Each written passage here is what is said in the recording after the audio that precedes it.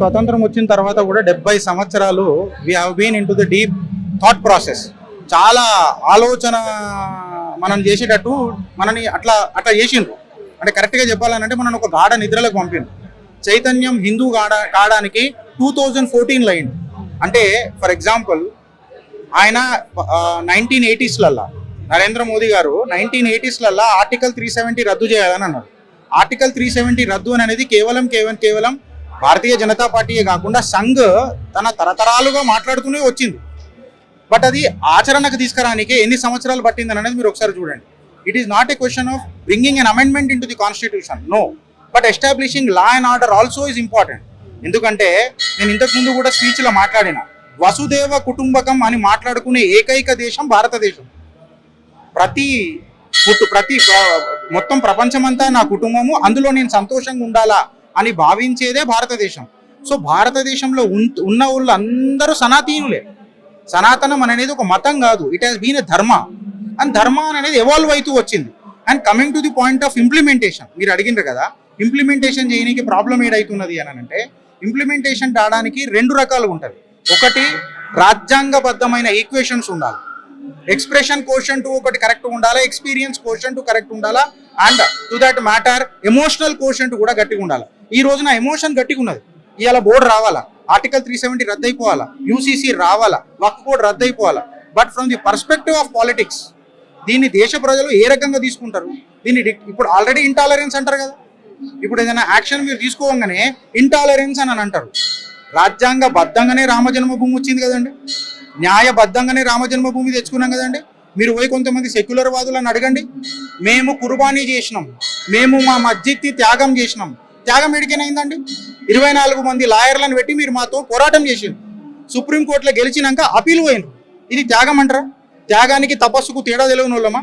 So emotional కోషంట్కి experience కోషంట్కి కొంచెం ఒక gap ఉంటుంది.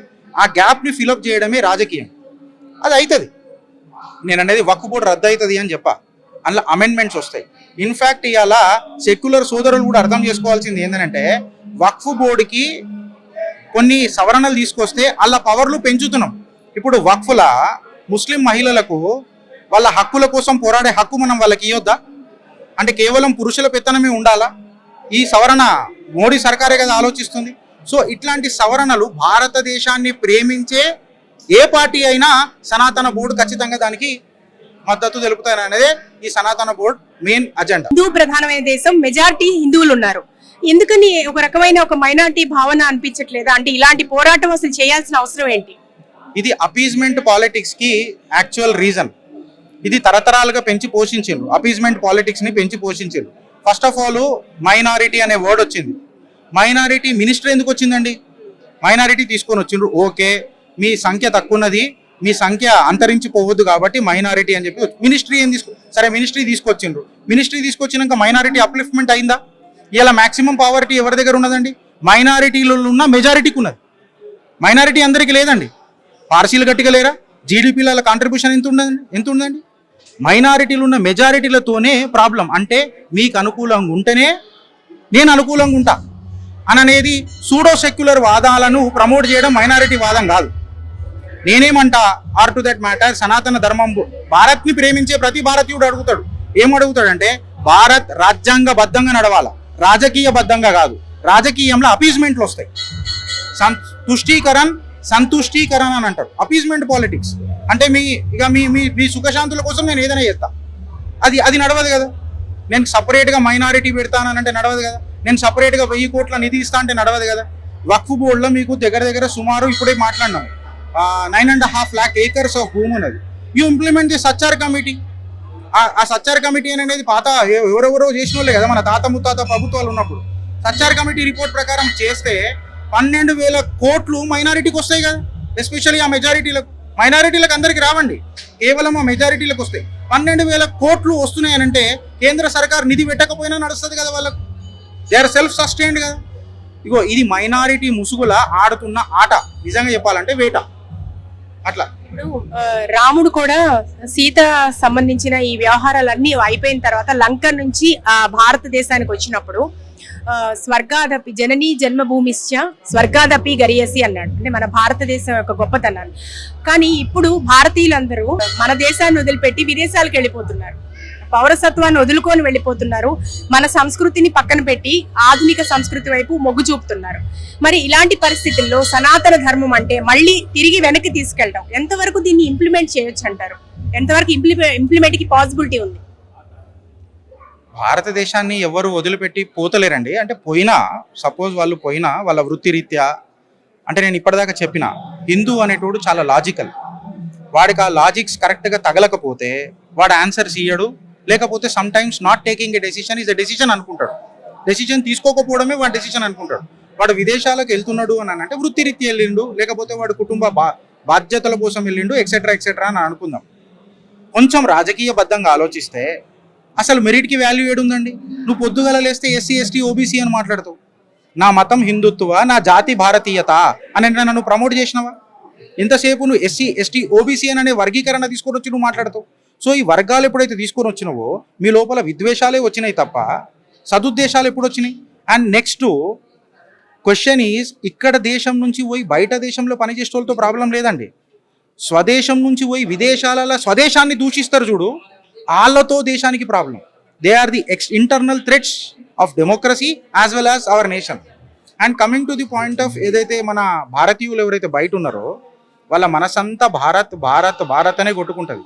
మీరు ఏ సందర్భం తీసుకోండి, క్రికెట్ తీసుకున్నా భారత్ మాతాకి జై అనే స్లోగన్లు మీకు వినిపిస్తాయి.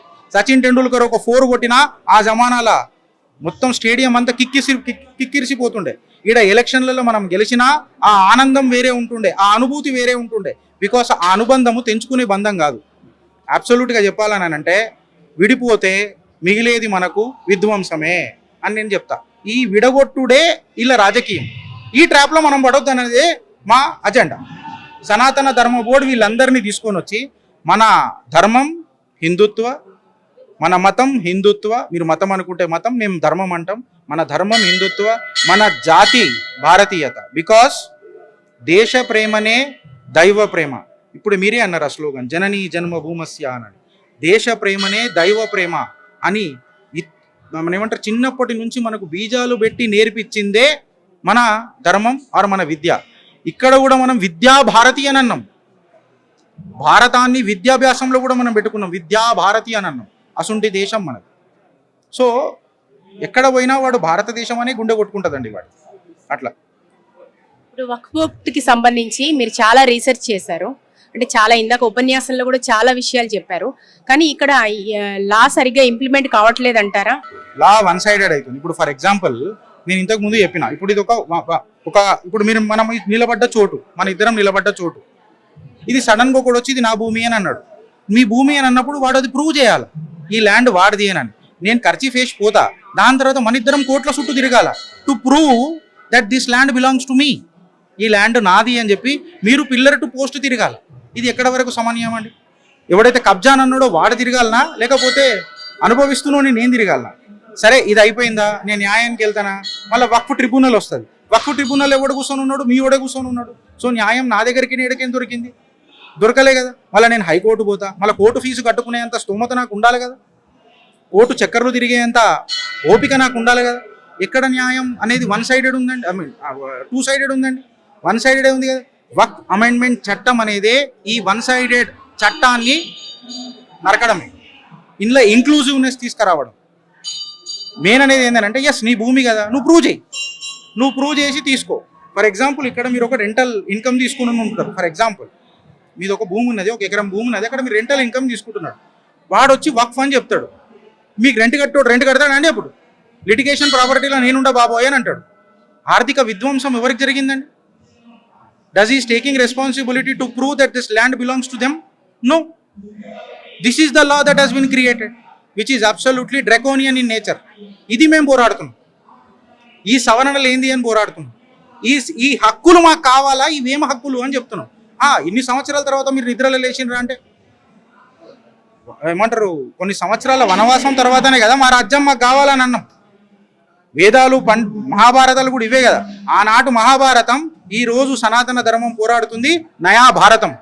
ఖచ్చితంగా మేము గెలుస్తాం. ఇది ఇంప్లిమెంట్ అవుతాయి ఇవన్నీ.